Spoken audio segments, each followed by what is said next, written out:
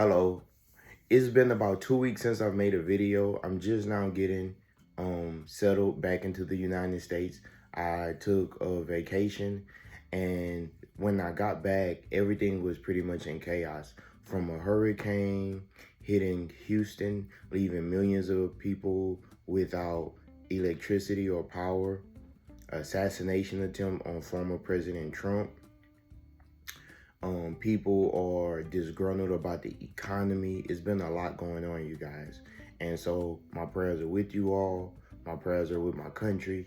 And this video is about rent escalation in the United States. And as always, stay tuned and I'll give my opinion at the end of the video. Peace. Median rent in the United States currently is $1,967. If you or someone you know is looking to rent an apartment anytime soon in the United States of America, good luck. But the median hourly rate is $17.02. And you're expected to be able to pay for your rent, let alone other utilities and food and other bills, with $17.02. So make that make sense, because we're obviously not keeping up with cost of living. We're basically being gaslit that we're fine, but we all know we're not fine. And if rent keeps going up, then we're going to be absolutely screwed and 100% homeless. It feels like we're being treated like a group of kids where the government's like, no, everything's fine. And we're all yelling back, well, we can't afford anything. It's so crucial to have a budget and know everywhere your money is going, where it's coming from, what you're putting your money towards, subscriptions, like all of that. Because I feel like that's the best way to sort of beat out this. Because it sucks. It's horrible. Just to qualify for a lot of these apartments, you need 3, 4, or 5 times the monthly rent in income monthly, just to qualify. And if you don't, you need a guarantor. You're lucky enough to have someone in your family, a friend, someone who's willing to be a guarantor for you. They better be making 5, 6, or 7 times that monthly rent in income. That's across the board. And even then, they're not going to make it easy for you. They want everything from you. They want bank statements, pay stubs, tax information. You need to submit tax information because you're self-employed or you own your business. 2 years of tax information, and the only way they will accept it is through email. Through email. So you've crossed your T's, you've dotted your I's, you have all of the information that you could need, you're gonna submit it, you have all of the monthly income requirements, all of that is good. You go, you tour an apartment, they show you one, they say this is great, it's in your price range, it's unlisted, it's a deal of a lifetime. Come to find out that that apartment is undergoing renovations for 4 months. And by the time it's available, the price is gonna be about $300 more a month than you thought. Do you have a question about your application? Did something go wrong with the online portal? Ooh, that sucks, because they're not going to return your calls, and they also don't care. The system is broken and rigged and awful. I can't understand how anybody actually gets an apartment these days, especially anyone who makes, I don't know, a normal service industry income. You're never living alone in your entire life. It's never going to happen. You can't afford to. It's not possible. You don't qualify for a place if you're just trying to get by yourself. I'm honestly so upset. Living in America is freaking ridiculous right now. There are people choosing whether they want to have Christmas gifts or pay their rent, and that might not be different from any other year. 2 to 3 grand on average. You need to make 2 to 3 times that.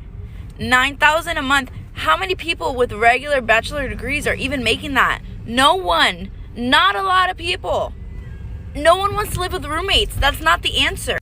Everybody deserves a safe and clean space.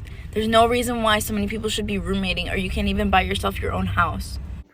Rent is supposed to be something that the majority of people use as a stepping stone to purchasing a home. But in today's world, it's almost better to get yourself in a position where you are actively buying the house, or you're in the process of buying the house, where you get a mortgage. And if you're going to pay $2,000 a month, I would think that it would be wiser to pay $2,000 in something that you're going to get some equity in.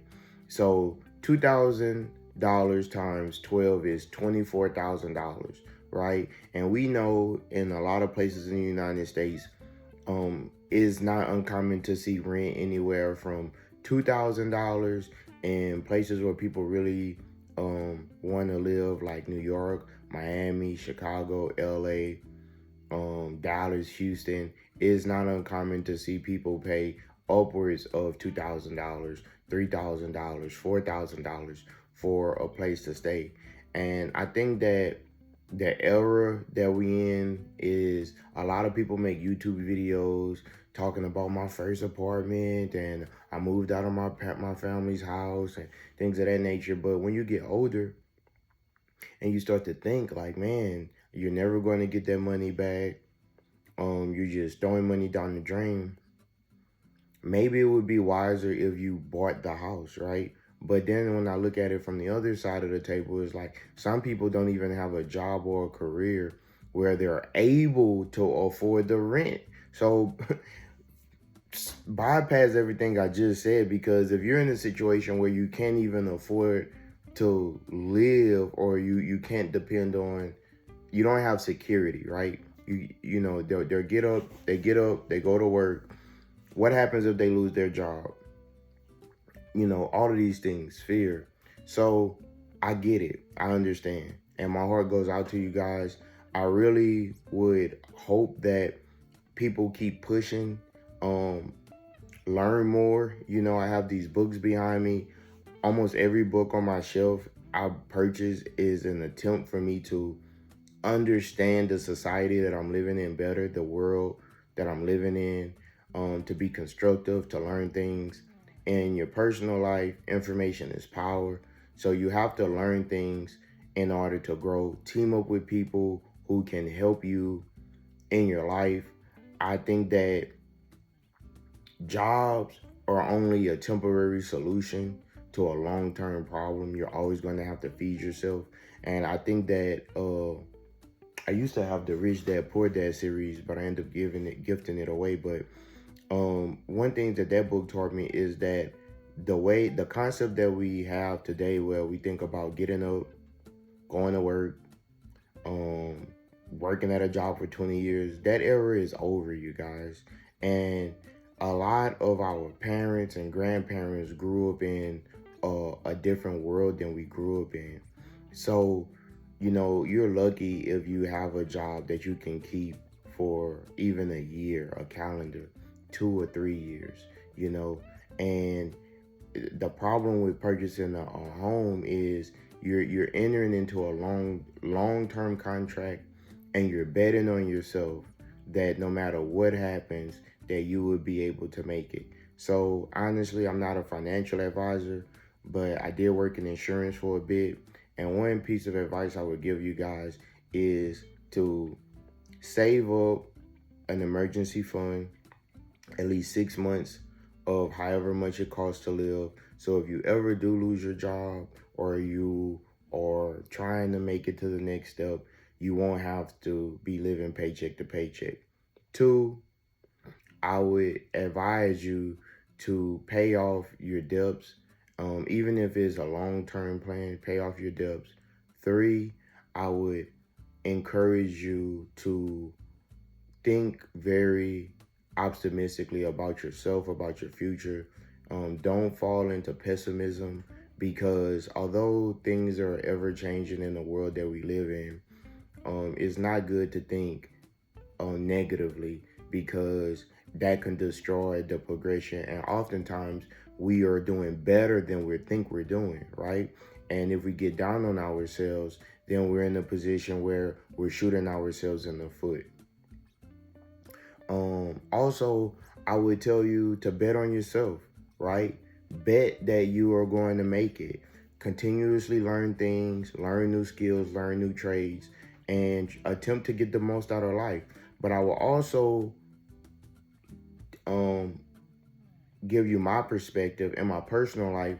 The more money that I've made is equals the more money that I've spent. So I think that the key is to balance things out and realize that you don't need to have everything that's new and shiny. If you can manage to live below your means, you're always going to be in a good situation, right? I think with young people, one thing that we do is we tend to try to measure how good we're doing by material things, right? Oh, I have this cell phone. Oh, I have this new pair of shoes. I have this new car. I have this new apartment. I have this new condo. I have this new townhouse. Oh, I have this new multi-family unit. Oh, it's always about levels. Like as they say, it's levels to this thing. But enjoy your level, right? Enjoy your level and respect your level before you get to the next level. So rent is really crazy in the United States. I mean, I can't imagine not being in a situation where I couldn't find a place to stay. Like, that's terrible. Also, I think like, wow, $1,700, $1,800, $2,000 for a place that you're literally just gonna sleep in and walk out of the door and go to work. That's crazy, but that's the world we live in. I would love to hear your thoughts. Comment below. Tell me what you think. Today I'm in a mellow mood because I just finished meditating, and so in this video I'm just kind of laid back. But my thoughts and prayers are with everyone in Houston that's been affected by the hurricane, all of the people that's struggling out there in the world. My prayers are with you all. President Trump, my prayers is with him also in the administration, because someone trying to take your life. I just think that's outrageous. Man, we living in some serious times here. So I would love to hear what you guys think. Like, share, comment, and if you can, get the most out of life. Peace.